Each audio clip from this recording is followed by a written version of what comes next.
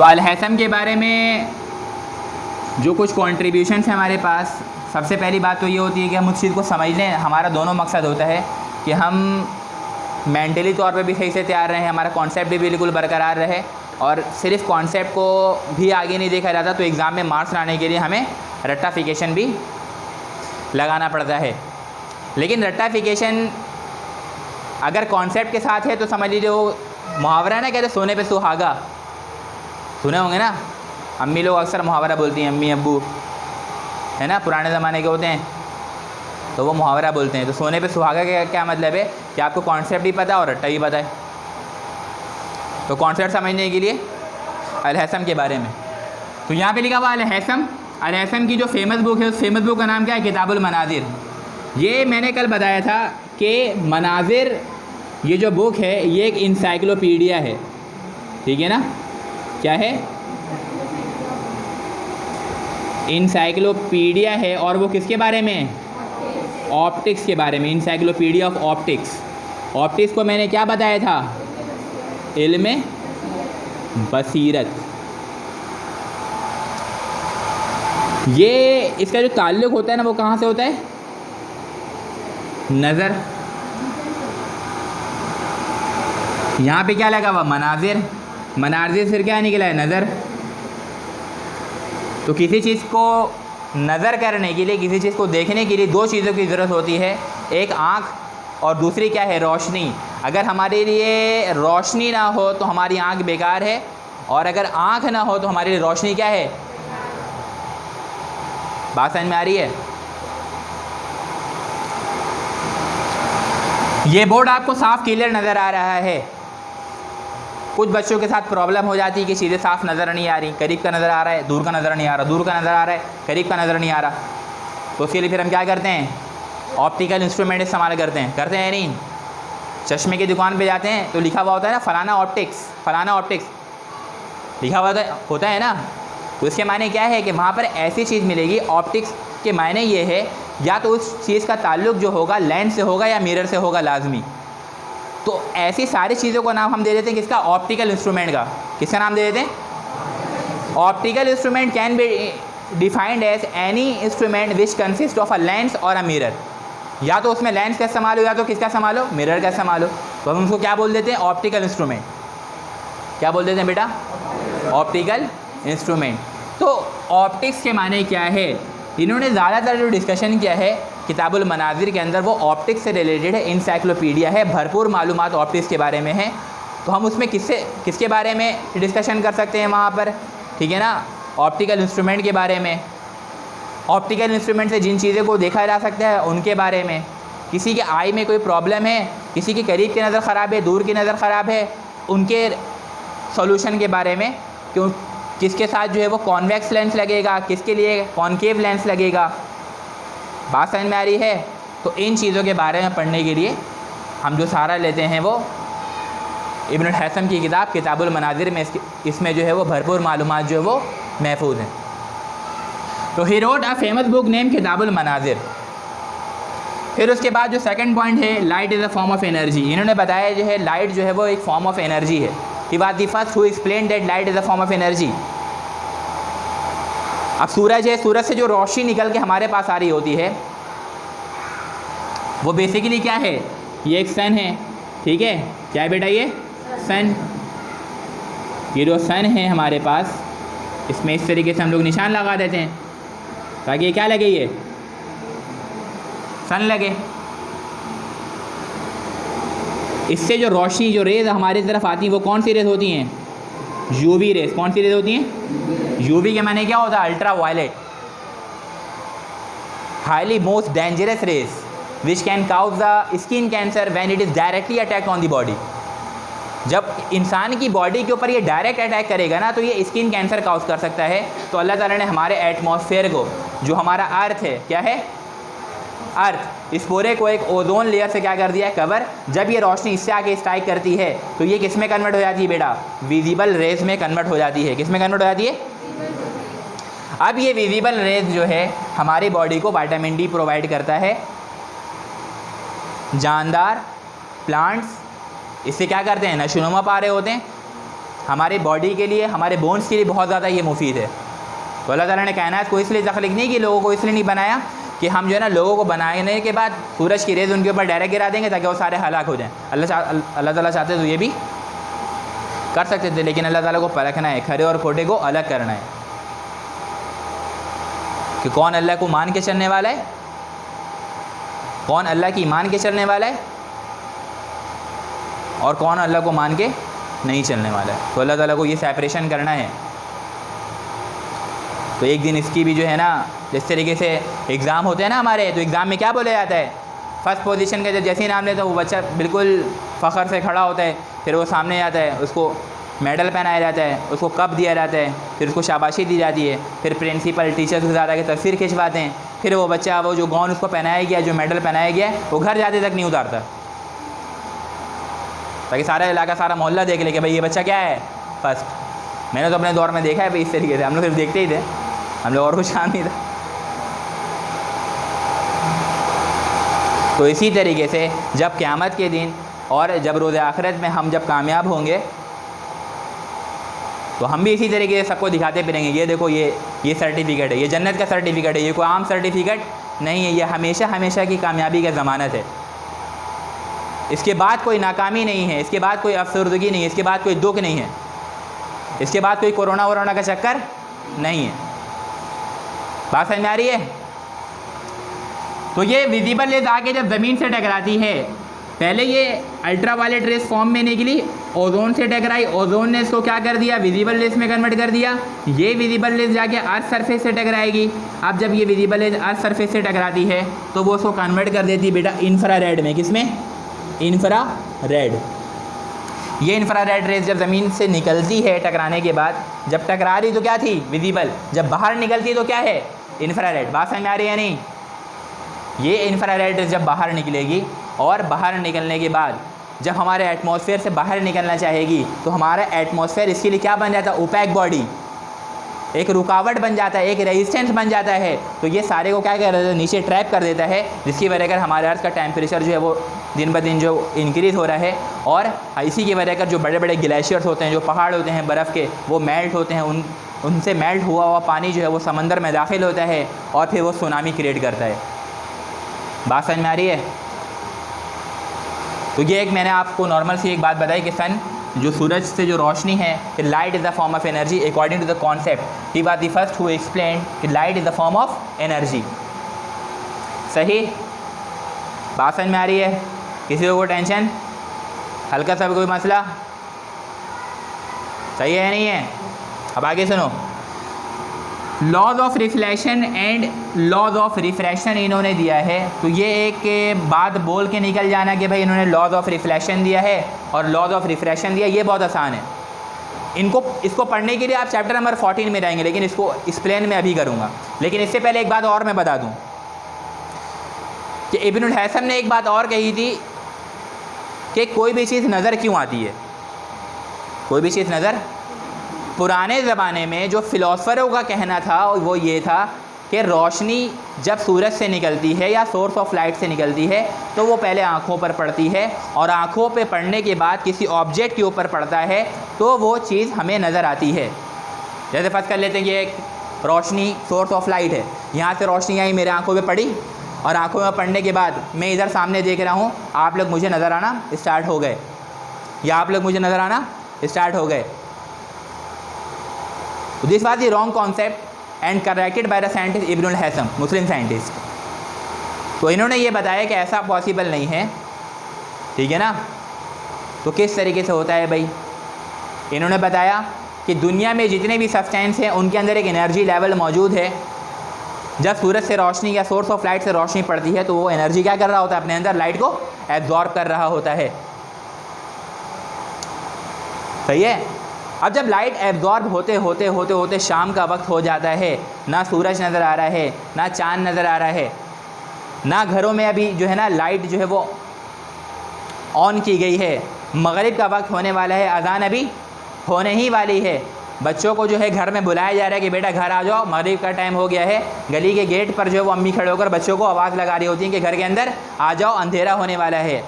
फिर फ़ौरन से ख्याल आता है कि अब मगरिब हो रही हो, तो अब जाके लाइट ऑन किया जाएगा, लेकिन उससे पहले लाइट ऑन नहीं होती। लेकिन उसके बावजूद भी चीज़ें नज़र आ रही होती हैं नहीं। मगरिब का वक्त है, ना सूरज नज़र आ रहा है, ना चाँद है, अभी चाँद निकला नहीं है, सूरज गुरूब होने को है, और स्ट्रीट लाइट जो है वो कोई से भी ऑन नहीं हुई है, लेकिन उसके बावजूद भी चीज़ें क्या हो रही हैं, नज़र आ रही हैं। तो ऐसा क्यों हो रहा है? क्योंकि जितनी रोशनी एब्जॉर्ब हो चुकी थी, एब्जॉर्ब कर लिया गया था। जब वो सोर्स ऑफ लाइट ख़त्म हुआ, जब इनकम ख़त्म हुई, तो आउटकम स्टार्ट हो गया, रोशनी बाहर निकलना स्टार्ट हो जाती है। तो उसकी वजह कर हमें चीज़ें नज़र आ रही होती हैं। तो अगर डायरेक्ट रोशनी आँखों में पड़ती है ना, तो मगरिब के वक्त तो नहीं नज़र आना चाहिए था, जिस टाइम कोई सोर्स ऑफ लाइट मौजूद नहीं है। तो इसका मतलब रोशनी निकल के कहीं से हमारे आंखों में दाखिल हो रही है। ये डेस्क नज़र आ रहे हैं, आप लोग नज़र आ रहे हैं, तो आपसे रोशनी निकल के मेरे आंखों में दाखिल हो रही है जब भी आप लोग नज़र आ रहे हैं। तो इन्होंने यही बात कही कि अगर पहले ऑब्जेक्ट पे, पहले अगर आंखों पे रोशनी पड़ेगी, फिर किसी चीज़ पे पड़ेगी, अगर ये आपका कहना है तो ये बिल्कुल टोटली रॉन्ग कॉन्सेप्ट है। तो फिर उन्होंने सही बात इंट्रोड्यूस करवाई और लोगों को बताया कि रोशनी पहले आंखों में दाखिल होती है, और उसके बाद रोशनी पहले ऑब्जेक्ट के ऊपर पड़ती है, और ऑब्जेक्ट पे पड़ने के बाद वहाँ से रोशनी हमारे आंखों में दाखिल होना स्टार्ट होती है, तो वो चीज़ हमें नज़र आ रही होती है। तो राइट कॉन्सेप्ट जो है वो हमारे पास क्या है? In order to see the every object clearly, there must have to be the rays of light must have to strike with the surface, and after the reflection of the rays of light and must have to come or enter the eye, the object can be seen clearly। फिर object जो हमें साफ नज़र आएगा, otherwise वो साफ नज़र नहीं आएगा। बात समझ में आई है सबको? उसके बाद he gave the laws of reflection and refraction. इन्होंने लॉज ऑफ रिफ्लेक्शन दिया है और लॉज ऑफ रिफ्रैक्शन दिया है। तो लॉज ऑफ रिफ्लेक्शन और रिफ्रैक्शन में इन्होंने आखिर क्या बात समझाने की कोशिश की है, ज़रा वो देखिएगा। अगर हम देखते हैं laws of reflection, laws of reflection जो है पहले देख लेते हैं। इसमें दो बातें की गई हैं भाई। एक तो ये है कि एक होता है एंगल आई, वो बराबर होता है एंगल आर के, और दूसरा कहा है इन्होंने इंसिडेंट रे। कौन सी रे बेटा? इंसिडेंट रे, रिफ्लेक्टेड रे और नॉर्मल। क्या? नॉर्मल। ये सारे के सारे एक ही पॉइंट पर होते हैं और एक ही लाइन पे लाई करते हैं। मैंने बोल के आपको बता दिया, लेकिन अभी आपको कुछ भी समझ में नहीं आया। अब क्या होता है, ज़रा डायग्राम से चेक करेंगे। ये हमने एक मिरर बनाया, सपोज ये मिरर है, इसके पीछे पॉलिश कर देते हैं। मिरर के पीछे ऐसा पॉलिश होता है ना। अब यहाँ से एक रेज ऑफ लाइट इंसिडेंट करती है, ये इंसिडेंट रे है। कौन सी रे है? इंसिडेंट। इंसिडेंट के माने टकराने वाली, एक्सीडेंट से मिलता जुलता होता है। एक्सीडेंट में भी टकराते हैं लोग, इंसिडेंट में भी टकराते हैं, ठीक है। इंसिडेंट सानेहा। जब ये रोशनी जाएगी यहाँ से टकराएगी, जो टकराने के बाद यहाँ से क्या प्रोड्यूस करेगी? रिफ्लेक्शन, है ना। आप लाइट को किसी एक मिरर पे मारोगे तो रोशनी टकरा के वहाँ से क्या रहेगी? वापस आ जाएगी। तो ये क्या हो गया? यहाँ पे रिफ्लेक्शन हो गया, रेज ऑफ लाइट जो है वो टकरा कर वापस आ गई। सही है। अब ये वाली जो रे है इसको हम क्या बोल रहे हैं? Incident ray. क्या बोल रहे हैं? और इस वाले रे को हम क्या बोल रहे हैं? क्या बोल रहे हैं बेटा? अब बीच में इसके हम क्या ड्रॉ कर देते हैं? नॉर्मल। क्या ड्रॉ करते हैं? नॉर्मल। नॉर्मल के मायने क्या होता है? एक ऐसी लाइन जो दूसरे लाइन पे 90 डिग्री का एंगल बनाए। ये एक लाइन नज़र आ रही है ना, और एक लाइन नज़र आ रही है, तो इसका मतलब क्या है? एक लाइन यूँ और एक लाइन। तो बेटा यहाँ पे एंगल कितना बन रहा है? 90 डिग्री। तो एक लाइन का दूसरे लाइन पे जब एंगल 90 डिग्री बन जाता है तो उसको हम क्या बोलते हैं? नॉर्मल। परपेंडिकुलर, परपेंडिकुलर का सिंबल होता है ये, और साइन ऑफ परपेंडिकुलर यूँ करके बनाते हैं, उल्टा उल्टा T. This is the perpendicular line, है ना परपेंडिकुलर। तो ये क्या है? परपेंडिकुलर भी और क्या है? नॉर्मल। अब यहाँ पे नॉर्मल और इंसिडेंट रे के दरम्यान का जो एंगल होगा वो क्या कहलाएगा? एंगल आई। और नॉर्मल और जो रिफ्लेक्टेड रे है उसके दरम्यान का एंगल जो होगा वो क्या कहलाएगा? Angle R. तो जब भी ये काम होता है, अब लॉ की तरफ वापस आते हैं, तो उन्होंने बताया एंगल आई और एंगल आर हमेशा क्या होता है? बराबर। अगर ये इसको आपने मेजर किया डी से या कंपास से आपने इसको मेजर किया, तो लेट सपोज ये आ रहा है 40 डिग्री एंगल आई, तो एंगल आर भी कितना होगा? अगर ये 35 डिग्री आ रहा है तो ये भी कितना आएगा बेटा? 35 डिग्री। अगर ये आपके पास 60 डिग्री आ रहा है तो ये भी कितना आएगा?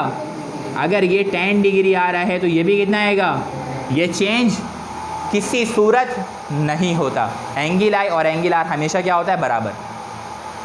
पहला पॉइंट क्लियर हुआ, angle I and angle R should be equal to each other. Second point बोला इंसिडेंट रे, रिफ्लेक्टेड रे और नॉर्मल ये सारे के सारे क्या करेंगे? एक ही लाइन पर और एक ही पॉइंट पे लाई करेंगे। तो आप देखिए ये कौन सी रे बेटा? ये कौन सी है और ये कौन सी है? ये सारे के सारे एक ही पॉइंट पे नज़र आ रहे हैं और ये सारे के सारे एक ही लाइन पे नज़र आ रहे हैं। तो this is the second point of the laws of reflection, that is the incident ray and the reflected ray and normal all lies at the same plane at the same point of incidence. ये जो यहाँ पर हैं incident ray, reflected ray और जो normal है ये एक ही पॉइंट पर होगा और एक ही लाइन पर मौजूद होगा। तो this is the laws of reflection. किसी को मसला? आगे चल सकते हैं। सेकंड इसमें क्या बोल रहा है? Laws of refraction. रिफ्लेक्शन का अमल कुछ और है, रिफ्रैक्शन का अमल कुछ और है। ये जो रिफ्लेक्शन है ना इसको बोलते हैं इन एकास। क्या बोलते हैं? यहाँ भी क्या लिखा हुआ है? इसको बोलते हैं इन एताफ। इसके माने होते हैं रोशनी का टकरा कर वापिस आ जाना था, bouncing back of the rays of light. जैसे रोशनी आ रही है, बोर्ड से टकराई, टकरा के क्या आ गई? वापस। That is called reflection. लेकिन ये जो रिफ्रैक्शन का टर्म है जिसमें आर लगा हुआ है, ये जो रिफ्रैक्शन है, ये रिफ्रैक्शन क्या है? इस रिफ्रैक्शन में ऐसा होता है कि रोशनी आई, एक ऑब्जेक्ट से टकराई, वो ऑब्जेक्ट सपोज मिरर है, गिलास है, क्या है? तो रोशनी आई, इस गिलास से टकराई और गिलास से रोशनी क्या हो गई? बाहर निकल गई। ऐसे ही होगा ना, एक टॉर्च लाइट है कि आप इस गिलास से मारोगे तो रोशनी क्या होगी? आर पार हो जाएगी। तो रोशनी का एक मीडियम, यहाँ पे एयर है, ये गिलास है, गिलास का मीडियम कोई और है, कुछ और है, यहाँ का मीडियम कुछ और है, यहाँ पे एयर मौजूद है, यहाँ पे गिलास मौजूद है। तो ये क्या कहलाएगा? एयर। ये क्या कहलाएगा? गिलास। इसका मीडियम कौन सा है बेटा? यहाँ पे मीडियम कौन सा है? तो रोशनी एक मीडियम से दूसरे मीडियम में ट्रैवल करती है जब भी किसका कॉन्सेप्ट होता है? अब बहुत सारे मीडियम अलग है, कॉपर एक अलग मीडियम है, सिल्वर एक अलग मीडियम है, ब्रास एक अलग मीडियम है, वाटर एक अलग मीडियम है, कैरोसिन एक ऑयल एक अलग मीडियम है, जेट फ्यूल एक अलग मीडियम है, पेट्रोल एक अलग मीडियम है, वाटर एक अलग मीडियम है, ग्लिसरीन एक अलग मीडियम है। बात समझ में आ रही है? तो हर कोई मीडियम अलग अलग है। तो रोशनी एक मीडियम एयर से गिलास में दाखिल हो रही है, तो जब वो गिलास में दाखिल होगी तो उससे आर पार चले जाएगी, उसको क्रॉस कर जाएगी, उसको पेनिट्रेट कर जाएगी। तो जैसे ही पेनिट्रेशन प्रोड्यूस करता है तो वो अपने एंगल को क्या कर लेता है? Change. There must have to be the bending of the rays of light whenever there is a process of refraction. जब भी रोशनी एक मीडियम से दूसरे मीडियम में ट्रैवल करती है तो वो अपने आप को क्या कर लेती है? बैंड। क्या कर लेती है? ऐसा रिफ्लेक्शन में नहीं होता। रिफ्लेक्शन में एंगल आर क्या होता है? बराबर। लेकिन जब रोशनी ट्रैवल करती है एक मीडियम से दूसरे मीडियम में तो वो अपने एंगल को क्या कर लेती है बेटा? बैंड कर लेती है। तो रिफ्रैक्शन से दो बातें समझ में आ रही हैं। सबसे पहली बात कि रोशनी एक मीडियम से दूसरे मीडियम में ट्रैवल करेगा, सही। दूसरी बात क्या समझ में आई? कि जब भी एक मीडियम से दूसरे मीडियम में रोशनी ट्रैवल करेगी तो वो बैंडिंग ऑफ रेस करके जाएगी। क्या करते के जाएगी? Bending of rays. तो रिफ्रैक्शन को अभी इतना ही आपको समझना है। जब हम इसको आगे पढ़ेंगे, इसका जो पूरा चैप्टर है हमारे पास ज्योमेट्रिकल ऑप्टिक्स के नाम से, या refraction of light and geometrical optics के नाम से, तो हम उसमें इसको कंप्लीट डिटेल में पढ़ेंगे। लेकिन अभी इतना समझ में आ गया? इतना समझ में आ गया ना? तो इन्होंने लॉज ऑफ रिफ्रैक्शन भी दिया है। तो लॉज ऑफ रिफ्रैक्शन में इन्होंने जो बात कही है वो क्या है? पहली बात मैं यहाँ पे लिख दे रहा हूँ, इसको मिटा दूँ यहाँ पे।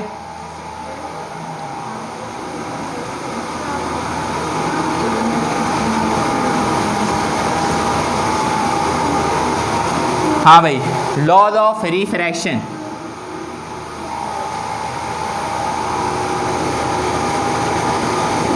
रिफ्रैक्शन तो इसमें इन्होंने दो बात कही है।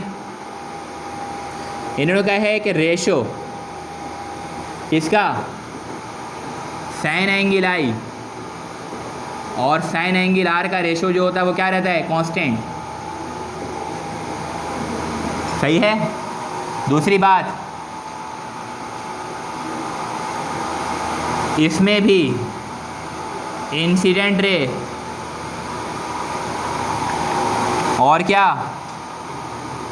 रिफ्रैक्टेड रे, और तीसरी बात क्या, नॉर्मल।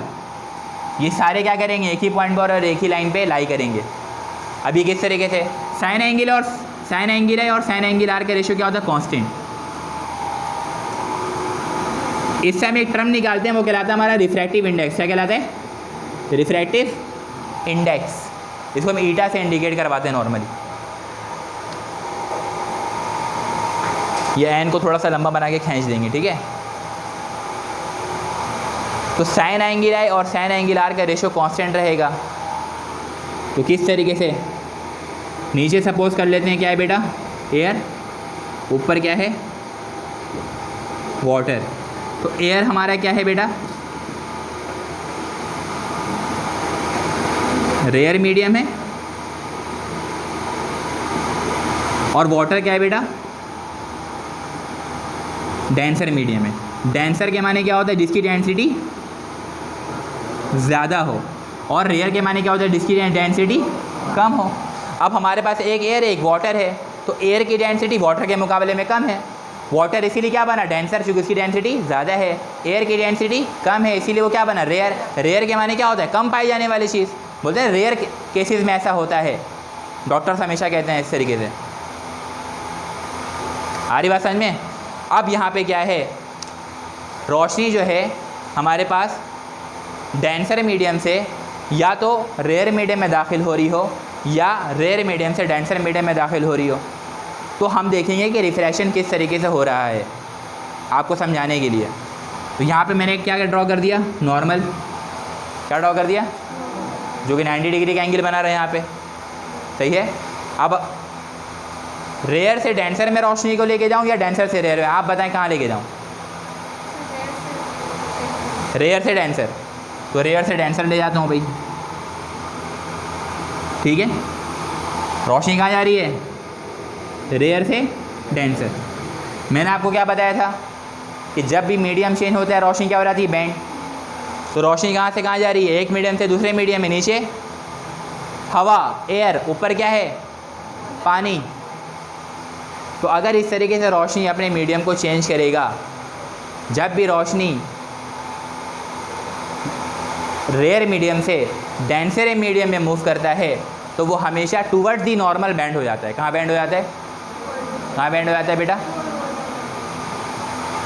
रेयर से डेंसर में मूव करता है तो क्या करता है, रेज ऑफ लाइट कहाँ बैंड हो जाती है, टूवर्ड दी नॉर्मल। और इसी तरीके से जब भी रेज ऑफ लाइट जो है डेंसर मीडियम से यानी कि वाटर से एयर में दाखिल होती है, तो वो अवे द नॉर्मल बैंड हो जाती है। अब यहाँ पे हम देखेंगे किस तरीके से, ये नॉर्मल है हमारा, रीज़ नॉर्मल। मैंने क्या बोला, टुवर्ड दी नॉर्मल। रेयर से डेंसर में जा रही है तो रोशनी कहाँ बैंड होगी, टुवर्ड दी नॉर्मल। तो हालांकि ये रोशनी कैसे जाते हुए नजर आ रही है, स्ट्रेट, लेकिन ऐसा होगा नहीं। तो यहाँ पे रोशनी क्या हो रहेगी, इस तरीके से अपने आप को बैंड कर लेगी। क्या कर लेगी, बैंड। तो ये हमारे पास जो है इसका रिफ्रैक्टेड रे है।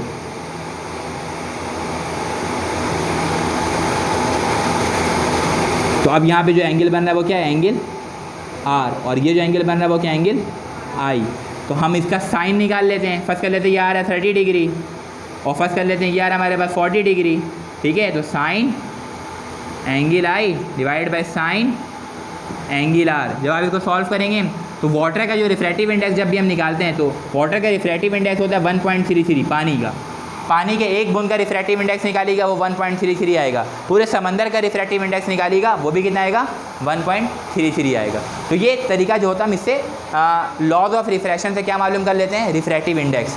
तो पहली बात जो यहाँ पे ये लिखी हुई ना, रेशो साइन एंगल आर और साइन एंगल आर का रेशो कांस्टेंट रहेगा। तो इस कांस्टेंट से मुराद क्या है कि आप एक बूंद का अगर रिफ्रैक्टिव इंडेक्स निकालेंगे पानी का, 1 ड्रॉप ऑफ वाटर का निकालेंगे तो उसका रिफ्रैक्टिव इंडेक्स कितना आएगा, 1.33। और पूरे समंदर का रिफ्रैक्टिव इंडेक्स निकालेंगे तो कितना आएगा, तो दैट इज कांस्टेंट, मुस्तकिल। गिलास का रिफ्रैक्टिव इंडेक्स 1.5, डायमंड का रिफ्रैक्टिव इंडेक्स सबसे ज़्यादा 2.42, एयर का रिफ्रैक्टिव इंडेक्स 1, ग्लिसरीन का रिफ्रैक्टिव इंडेक्स 1.47, बेंजीन का रिफ्रैक्टिव इंडेक्स तकरीबन 1.6। बात समझ में आ रही है?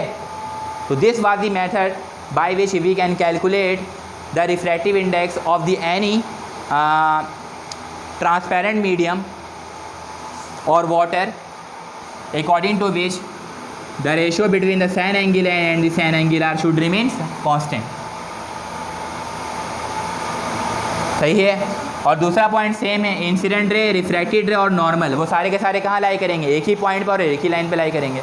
अब यहाँ पे देखो क्या है भाई, ये कौन सी रे? ये रे कौन सी है? इंसिडेंट है ना, एंगल आई बन रहा है, तो ये कौन सी रे? ये रे कौन सी है? और नॉर्मल कहाँ पर है? ये रहा। ये सारे के सारे एक ही पॉइंट पर हैं और सारे के सारे एक ही लाइन पर हैं, तो ये बात यहाँ पे कहेगी। बात समझ में आ गई सबको? ये लॉज ऑफ रिफ्रैक्शन और लॉज ऑफ रिफ्लेक्शन, ये टॉपिक मैंने आपको शुरू में ही समझाने की कोशिश की है, सही है? ये उस टाइम समझाया जाता है, ठीक है ना, जिस टाइम ये चैप्टर का सीक्वेंस चल रहा होता है। अब जब आप ये नेक्स्ट टाइम पढ़ेंगे तो आपको इतनी दिक्कत और परेशानी नहीं होगी। बात समझ में आ गई? तो Ibnul Haytham was the scientist who gave the laws of reflection and refraction. उसके बाद he invented the pin hole camera and lenses. इन्होंने पिन होल कैमरा बनाया है और लेंसेज। ये पहला कैमरा इन्होंने ईजाद किया था, ठीक है ना, जिस पे एक शेडो और एक इमेज बना करके दिखाई थी, जिसमें ना तो लेंस यूज़ हुआ था, ठीक है ना, और ना ही कोई मिरर यूज़ हुआ था। In the absence of lens, in the absence of mirror, कोई लेंस कोई मिरर यूज़ नहीं हुआ था। आज जितने भी आप कैमराज उठा के देख लें, उसमें लेंस इस्तेमाल हो रहा होता है, और एक से एक महंगे से महंगा लेंस इस्तेमाल हो रहा है नहीं? तो दुनिया का पहला कैमरा जिन्होंने ईजाद किया था वो मुस्लिम साइंटिस्ट थे, उनका नाम इब्नुल हैसम था। और उस कैमरे का नाम क्या था? Pin hole camera. और इसका दूसरा नाम भी कहलाता है, क्या कहलाता है? Camera of obscura. क्या बोलते हैं? अब पिन होल कैमरा, इसकी मैंने आपको एक डायग्राम बताई थी, मैंने डायग्राम इसकी।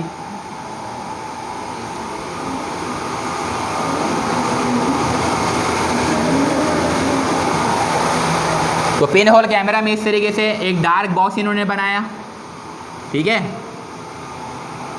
ये इस तरीके से एक डार्क बॉक्स हमने तैयार कर लिया, सही है भाई? ये बॉक्स इस तरीके से हमने एक बॉक्स बना दिया, सही है, ठीक है, एक बॉक्स। यहाँ पे इन्होंने क्या लगा दिया भाई? एक शार्प स्क्रीन लगा दिया, ठीक है, और यहाँ पे इन्होंने क्या कर दिया? एक बारीक सा होल। पिन होल के माने क्या है? पिन से होल करना, तो पिन से होल बारीक ही होगा, मोटा नहीं होगा, है ना? अब यहाँ पे कोई भी एक स्ट्रक्चर बना दें आप कि भाई एक ट्री बना दी मैंने, सही है, इससे रेज ऑफ लाइट इंटर हुई यहाँ से यूँ और यहाँ से, तो यहाँ पे रह गया, ये क्या करेगा? एक रियल और इन्वर्टेड इमेज यहाँ पे फॉर्म कर देगा।